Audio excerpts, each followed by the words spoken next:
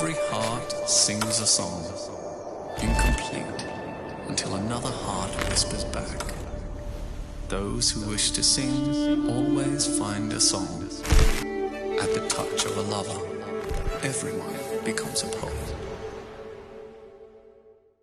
Но мне все равно, где ты, с кем, не люблю я давно.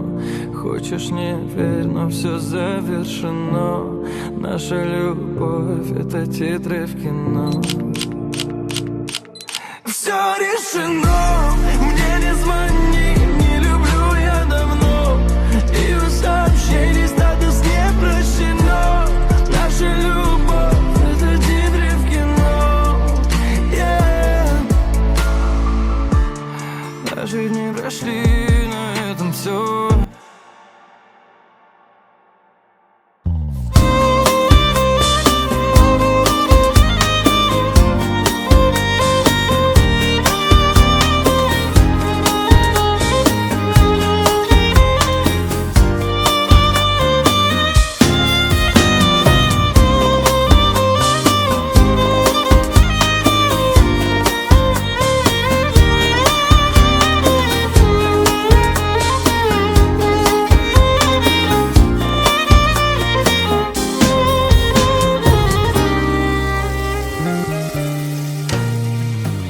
Yolum geçiyordu sevgiden, gülüşüne denk geldim.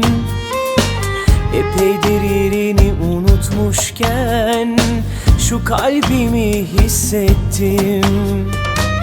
Peşine taktın beni, sensiz duramıyorum. Galiba dünyanın en güzel aşkını yaşıyorum.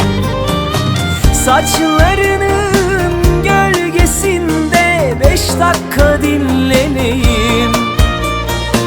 Yanağındaki gamzene izin ver gizleneyim.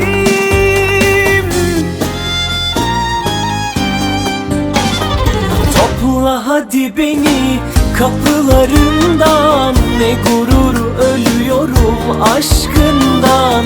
Sevince böyle mi oluyor insan?